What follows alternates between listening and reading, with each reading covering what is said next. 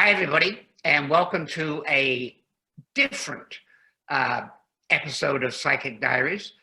I'm Michael Lamport, the producer and narrator of Rescue Mediums.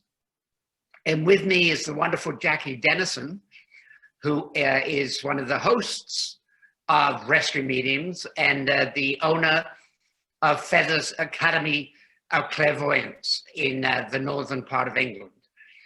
Usually we have some other people on with us or we interview somebody, but we thought just for now that Jackie and I would just talk about maybe the early days of Rescue Mediums to let the viewers sort of know some of the stuff that went down and some of the stuff that didn't, and just see how it goes. So, hey, Jackie. Hi, Michael. This is a bit different, isn't it? It is, isn't it? Because Yeah. it's just you and I talking.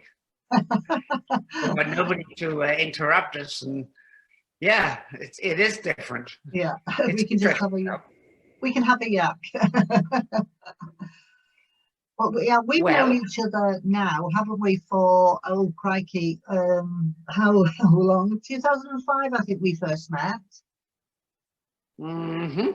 Something like that, and we met due to family history, which is yes, that's right. It's quite different, which puts a whole different spin on, things that family members in spirit obviously wanted to get us to connect to each other.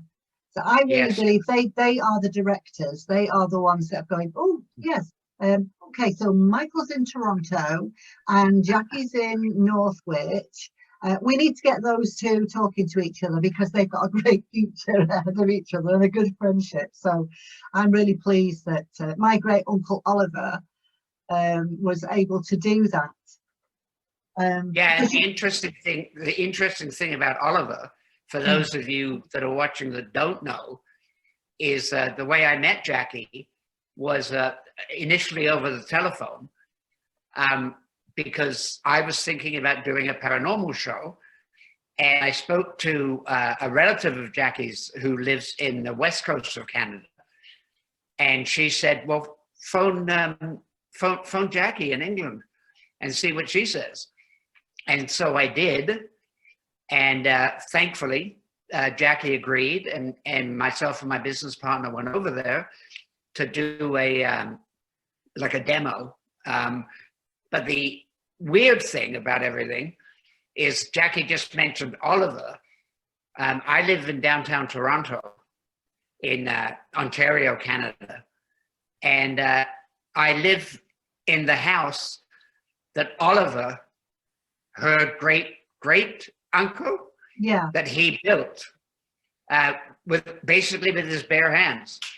And the interesting thing is that, I think, and we all think, and Jackie thinks that, he's still here. Oh, yeah. And I recently got a new cat and I named it Oliver. So when I shout at the cat, I hope that the spirit of Oliver doesn't think I'm shouting at him. Because that wouldn't be good. I'm sure he knows. Yeah, with the family history thing. So the relative that you're talking about, who lives in Canada, we were both researching the same family from different.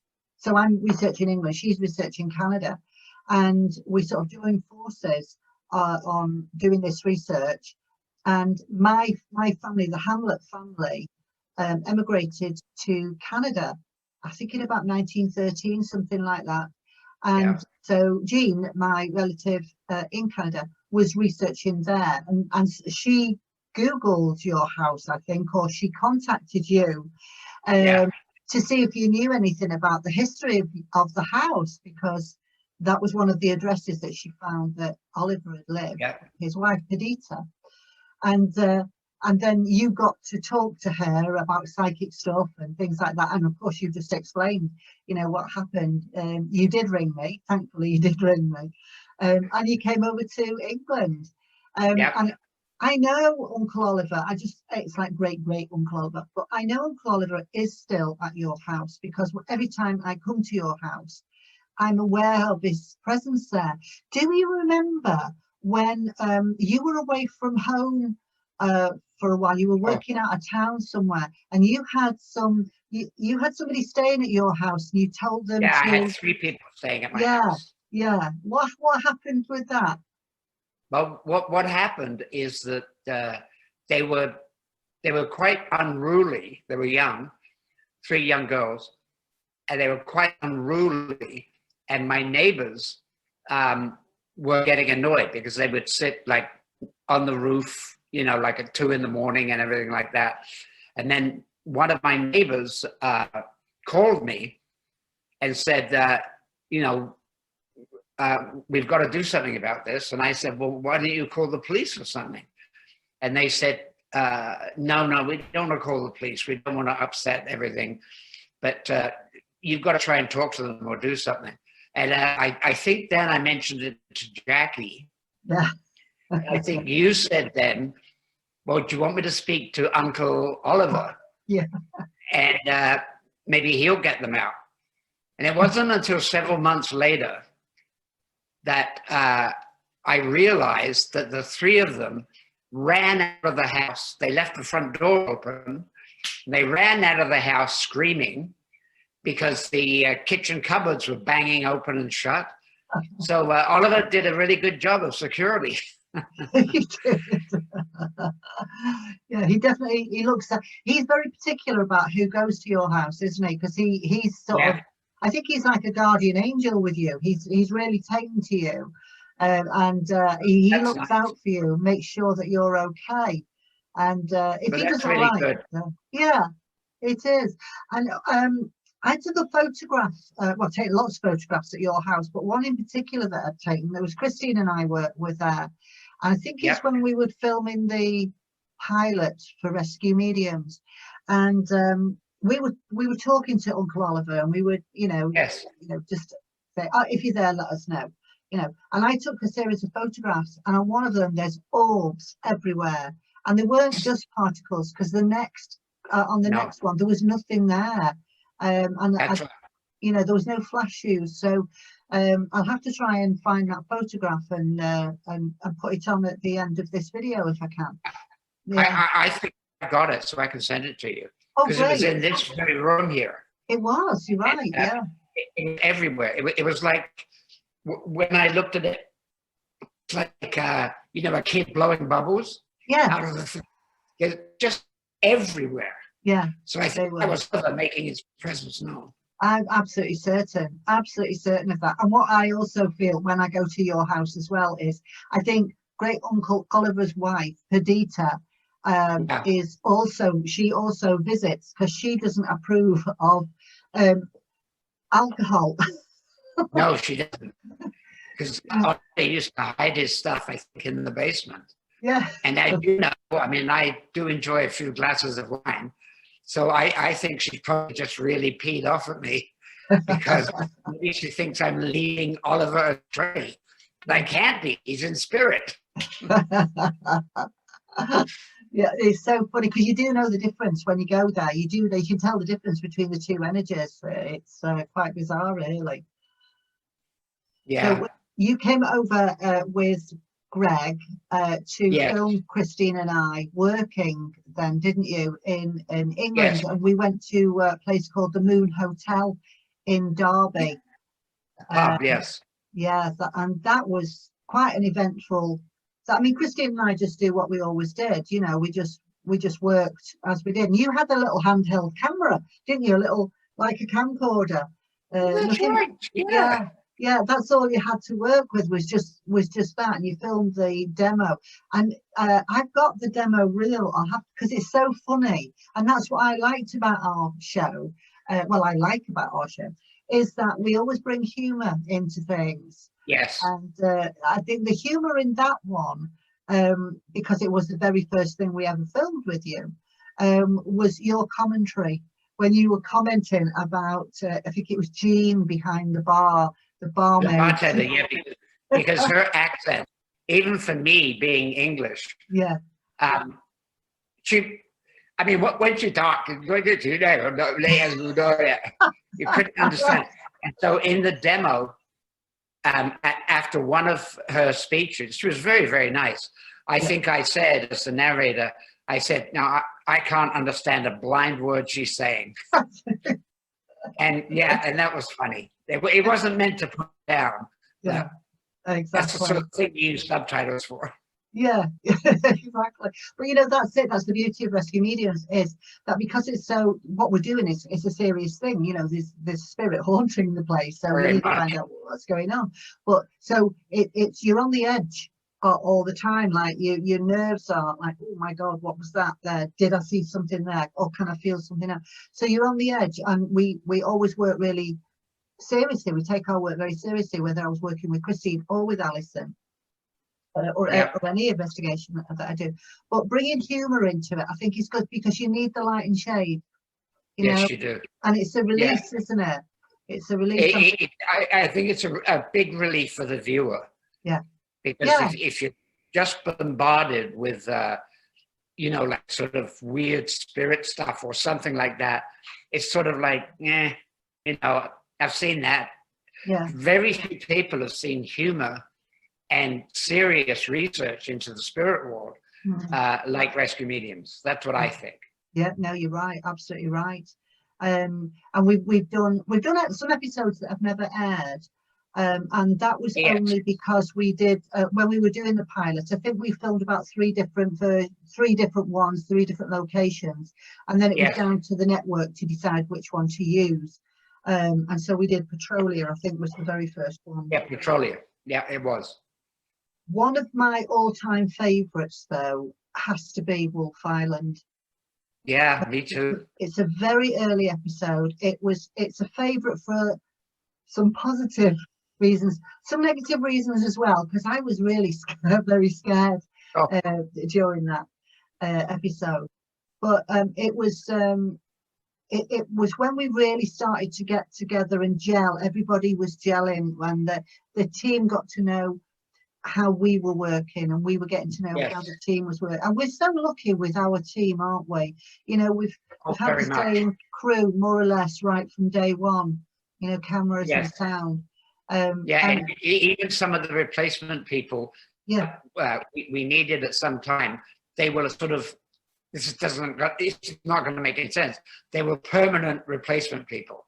Like we'd always go to them if main camera people weren't around. One thing I remember about Wolf Island, and I think I said it before, and I think it was you that asked me if I had any holy water.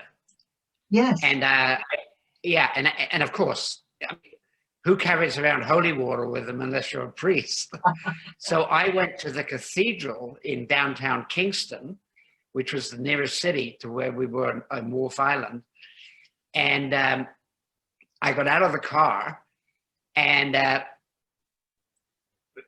a lapsed Catholic, so I got out of the car, ran inside with a cup, and just stole a bunch of holy water out of the thing it's delivered in. And I felt badly about that, even now. I remember. I think God's probably forgiven me. Yeah, I think maybe it isn't holy water. Maybe it's just tap water. But well, it works. It definitely works. That's the thing. And I think, I'm not sure if it was that episode, but we were coming back on the ferry. You know, we do the cheers in different places, don't we? And I think we were coming back on the ferry from there, and we were stood on the ferry with, because I think we had paper cups in our hands to do our little cheers, and we did the cheers. We talked about things. We did the cheers as we normally do, and then I think the camera panned up and it said no drinking on board. And it was just, that was the humorous part, was the fact that we weren't supposed to be drinking there, but you know what, we were. Oh, you've frozen on me. Oh, there you go. I've got you back. Yeah, you're frozen. No, there you go. And I think also when you guys did the cheers with the paper cups, I think our sound editor, I got he put in like a clinking sound. You did, yeah, you're Yeah, right. so Yeah. it was doubly comedic, plastic cups, Yeah. and it's like, chick. We've done some great arrivals and some great Oh, yeah. cheers, though, haven't we? Oh, we have. Some really Yeah, spectacular. I think one of the arrivals that I remember that stand out in my mind is arriving by dog sled. yeah, that's right. I remember that. That was Collingwood, I think, wasn't it? Yes, it was. Yes. Yeah, and arriving by dog sled, because I've never been on anything like that before, and I'm thinking, okay, so the guy is going to be there taking control of the reins, and I'm just going to be sat there, and the dogs are going to be pulling me along. But no, they teach you how to use it, and Yes. you have to give all the commands and just Yeah, go you have with to it. give So commands to the dogs to turn left, to turn right, yeah, to go straight ahead, and the dogs listen. I mean, it's yeah, great. But yeah, you're right, Jackie. You sort of got to know that. yeah, I mean, I didn't know it until it was explained to you, and it's sort of yeah. like, oh, okay, so that's how it works. And as with that one as well, because the camera, we've got fantastic crew, and the cameras like to have the best moments. So I remember Stefan, our camera guy, one of our camera guys, when I'd finished doing my dog sled bit, he got onto the dog sled and fastened the camera, and he's like this. That's right. Actually level, so he could see the dog's legs going like this. He was like, oh my God, he's gotten into some places, hasn't he? I know. I mean, on the going back to the Wolf Island, Yeah. when your arrival was in this wonderful horse and cart. Yeah, beautiful. At one point, Stefan was, I think he was basically hanging on to the back wheel. It was. He was under He was under the filming it. Yeah. Yeah. Yeah. He's an incredible cinematographer. Like, he can get into places that I don't think even mice can get into. He's not a big guy. Geez. I know we walked into, I think this was, oh gosh, I think that was in Kingston, when we were at, what's the place in Kingston? The Secret Garden. The Secret Garden, yeah. And we walked in to one of the bedrooms. We were being filmed, so Mike, the other camera guy, was filming us, I think, walking into the room. No, he was behind us. He was walking, as we walked in, we walked by him. And as we walked into the room, because once we start moving, the camera guys just follow us about, don't they? It's not like, oh, can you just do that? It's like, no, this is the way we're going to go. And so we walked in the room, and somewhere at the back of my mind, I'm thinking, where's Stefan? And there was a 4-poster bed in that room, and he was on top of the 4-poster bed, peering down like that. Well, that's the thing about rescue mediums is you're absolutely right, Jackie, when you say like we don't, apart from maybe the arrivals and the cheers, we don't double take anything because we can't. No. Because the cameras literally a fly on the wall. And that's why our camera crew is so fantastic, because they anticipate what you are possibly going to do, and they cover it. Yeah. And I think that makes the show very unique. And I think that the viewers notice that. I think they see that it's real. Yeah, no, I think you're right. And I think that's probably why it's classed as reality show. It is a reality show. It's what we do in reality, Yeah, I agree. Yeah, well, we've had some absolutely fantastic arrivals, opportunities that I would never have had normally. I've had, and we never know what the arrival is going to be until we get to the location, because you keep all of that from us, don't you? Everything. Yes. Yeah, we don't tell you anything. No. I mean, one arrival that we did, I think it was downtown Toronto, and you were on a scooter. I think it was my scooter. Yeah, it was your scooter. I was pillion on your scooter. Yeah. Yeah. So we made that the arrival. Yeah. And where was it? In Alliston? It was on a vintage fire truck. Yeah, it was Alliston. Yeah, yeah. That was good fun as well. Yeah, Yeah. we've And done. then the lobster boat. Oh my God, the lobster boat. Yeah. Oh, it was because we were in Nova Scotia and it Yep. was freezing. I've never felt cold like that. I mean, I had icicles on icicles. And I had, we had the hats on that pulled right down. I think Christine didn't want to wear her hat. I was damn glad of mine. Bugger the hair and how it looks. Get the hat on, and the coat. And it was slippy. The lobster boat itself. Yes. You were on the deck. It was slippy, and we had to have help with getting on and off it. But actually, we were hanging onto the sides of the boat as it was going along because we actually went on the boat. Yes, exactly. Yeah. And I mean, that was a good arrival, and all the people that have basically helped us with the arrival, like the lobster fishermen, the fire department, the horse and carriage people. I mean, they're wonderful because they go like, "Yeah, let's do this." Yeah. And it's just wonderful. Yeah. We even had a police car. Do you remember that? The police car. We had because he put the siren on just as Christian was walking in front of it, and she jumped about 100 feet in the air, didn't she? Yes, she did. I remember that. It made me laugh a lot. Yeah. We had a vintage ambulance as well. It was like the ambulance on like the Ghostbusters film. Oh yeah. Yeah, we were in that one as well. Yeah. See, and you find all these. I don't know how you do it, Michael. How you find all these different places. You just think of something weird in your head and then find out how you can do it. Like I mean, later in the series, you arrived in a hearse. Yeah, we did. Yeah. Yeah. So I mean, what you do, or what I did, is you just phone local funeral directors, and you just say, "Can we borrow your hearse for an hour?" And they usually go, "Yeah, sure." Well, that was a vintage one as well, wasn't it? That was a vintage. It was indeed. Yeah. Yes. Yeah. It was. We've had some fantastic times. Yeah, and some of when we do the premonitions and we film the premonitions as well. Yes.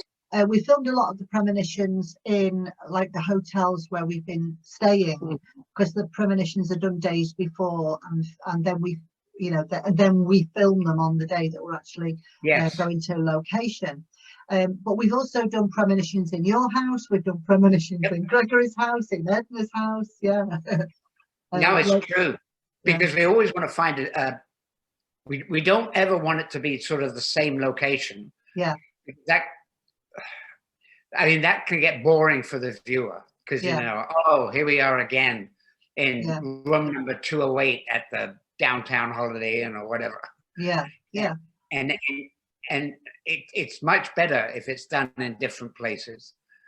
But you're right. I mean, the premonitions are always done just before you go, or they're written out before you go, I believe. Yeah. And Edna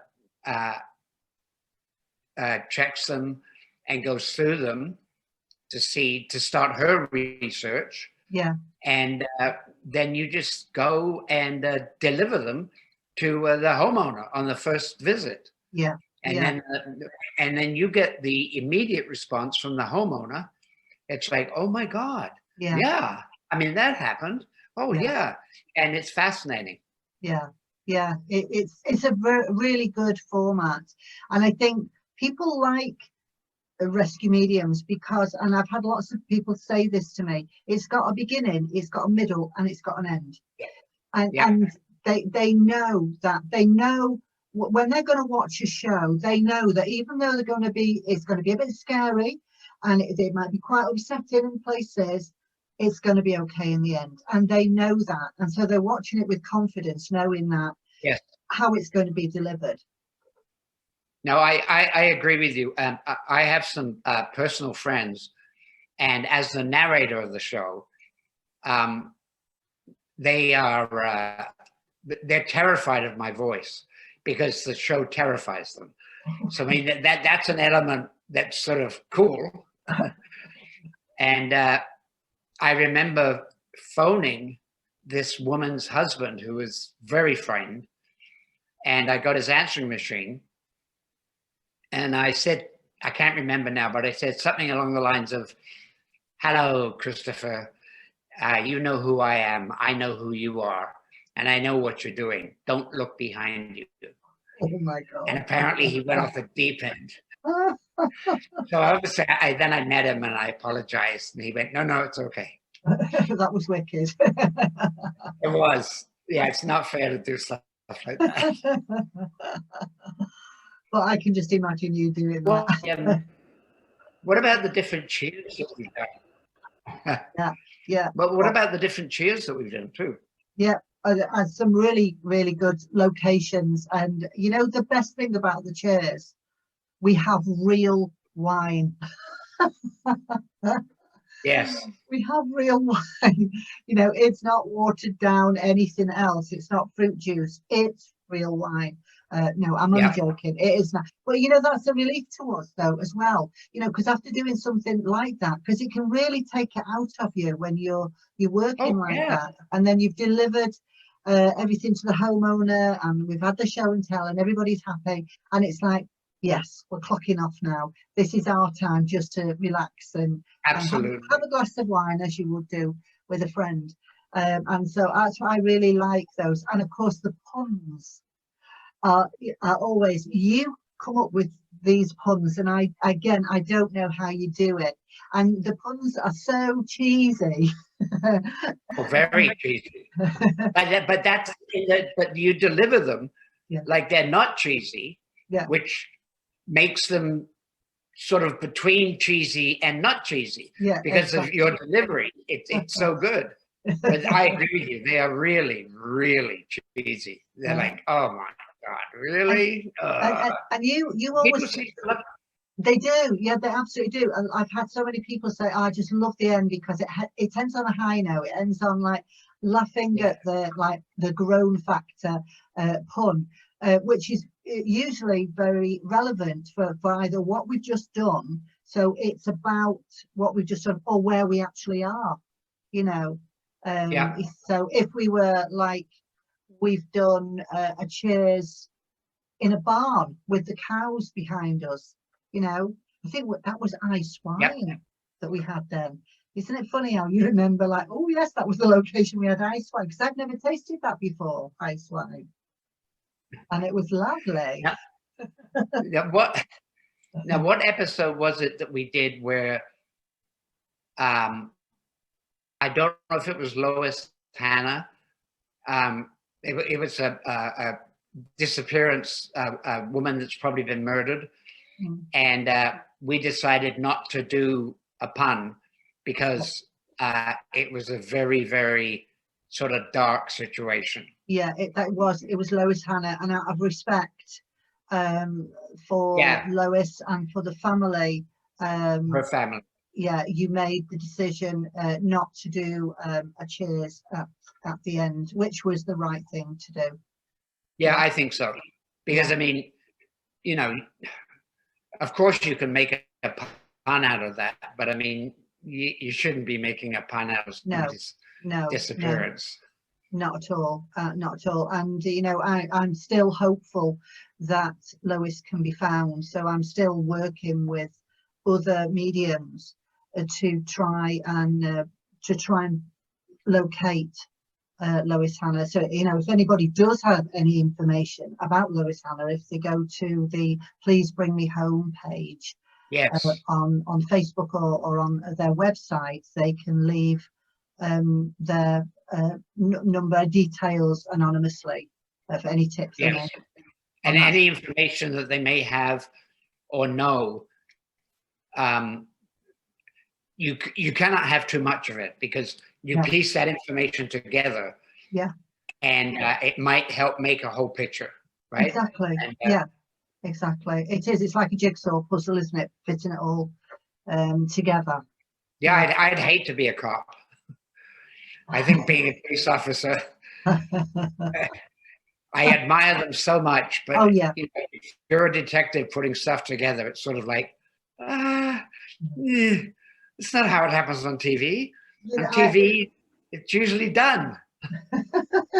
I sort of liken what we do as mediums in our field Yeah.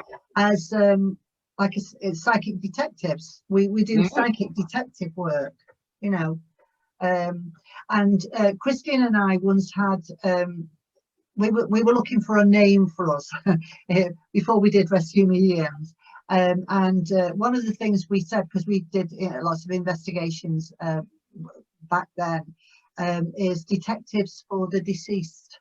We thought that was, because that's how we view ourselves, you know, detectives for the deceased. And I think now I'm like a spirit counsellor. When you're doing rescue mediums, when you're doing rescue work, you are counselling spirit, because sometimes you've got to talk to them to coax them to go over. Yes. You know? Yes. And you're counseling the living, because they've gone through this terrible grief and everything. And you're sort of saying to them, the living, like, no, she or he is okay. Yeah. You know, they passed over, and then you can see the relief on some people's faces, on the living faces, where they just go, oh, thank you for telling me that, because that's what people want to know.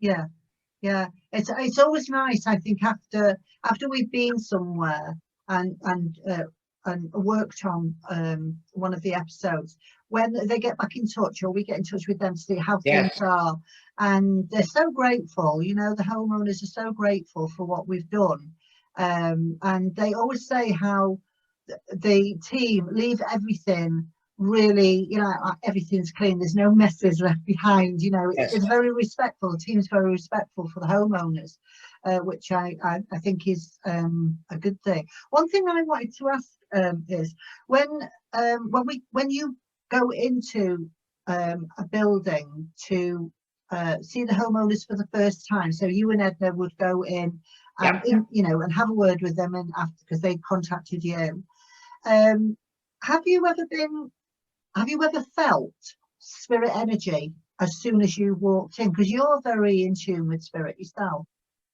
Well, yes, I have. On, well, at least 5 occasions. I felt spirit on the stairs. I think I saw stuff moving on the stairs. In a Churchill mansion in Nova Scotia. Oh, God.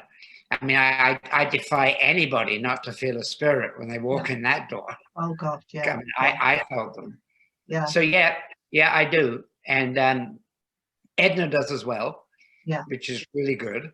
Yeah. Because that sort of reinforces what we're both trying to do. And like I always say, and I've said it several times on this show, I think, is the homeowners invariably say, well, I'll tell you about the spirit in my house, but you're going to think I'm crazy. And I say, no, I won't, because people who are crazy never say, you'll think I'm crazy. Yeah, that's true. Absolutely true. Oh, you're frozen again on me. This is the wonders of doing internet work. You freeze. I know. Talking of freezing and being frozen, sometimes not frozen in the sense of being frozen, but with Churchill. I remember us when we were filming that episode, it was so cold that there was ice on the inside of the windows there.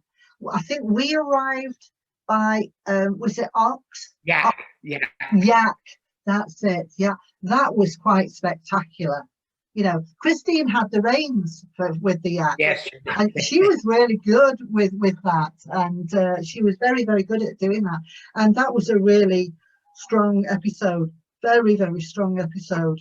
That one. Do you remember this? She likes the yak a lot anyway. We do yak a lot. Do you remember the shower going off on its own? Yes, I do. Yeah. Scared the crap out of me. Yeah. And out of you too. Yeah, it did. Yeah, I mean, I think the camera guys had walked in there, and all of a sudden, the shower had started.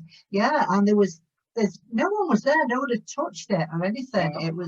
That was a very, very weird place. It was a lovely place though as well, wasn't it? You know, there was a lot of love there in that place, and you could Yeah, feel there that. was. It was sadness. Well, but I mean, Lottie, I think her name was. yeah, Remember, I took her portrait down off the wall and took it yes, to a framer yes, to get it to the homeowner. yeah, But yeah. it was weird taking that, for me, taking that photograph, because I put it in the back seat of my car.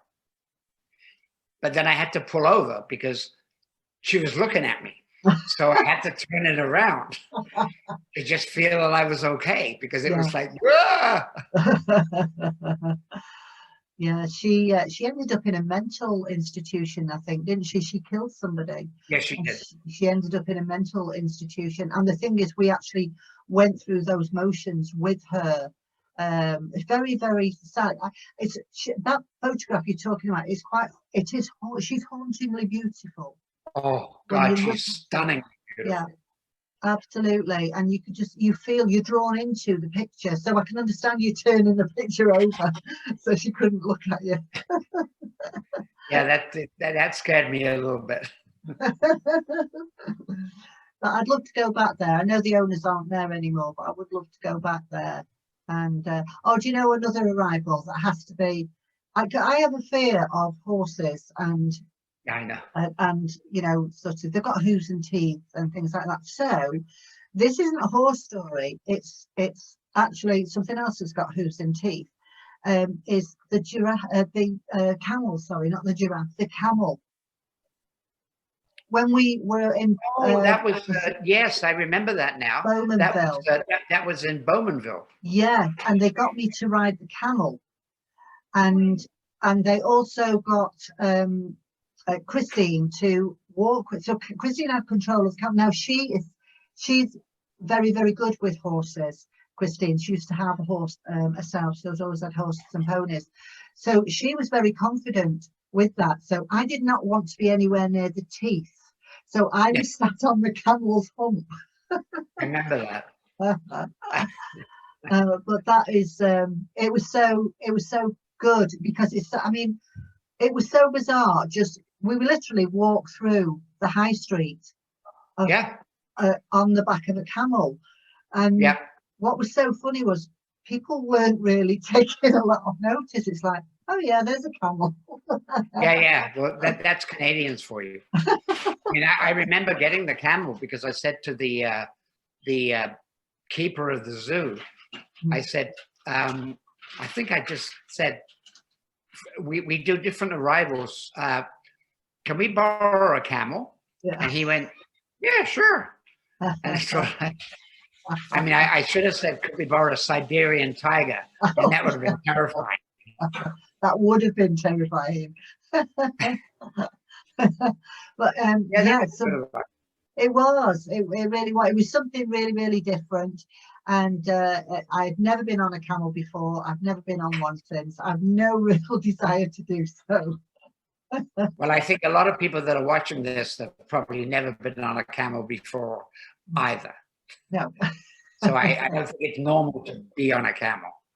Well, unless you live in a place where camels are. Well, yes, but absolutely. Spirit guide is my spirit guide is Egyptian. Yes, that's right. Yeah. So, you know, hence me riding on a camel seemed to be the right thing to do. I agree. Now, it was a dromedary, right? Not a bacterian. It had one hump. It had one hump, yeah. Yeah, that's a dromedary. Yeah. Oh, it's no good. I don't know why I know that. But. Yeah. Well, you know a lot of useless information, Michael. Yeah, I think so. Yeah, I don't think even the camels know that word. Oh, and on that note, I think we should do a cheers. You and I should do a cheers. I agree. Here's to our friendship, and you know, long May we reign together on Yes. the Psychic Diaries and Rescue Mediums. And let's try and get some more rescue mediums out there. Oh, yes, please. Yeah. Yeah, I'm ready and waiting. I've got my broomstick waiting. Yeah. Okay. Well, cheers. All right. Bye.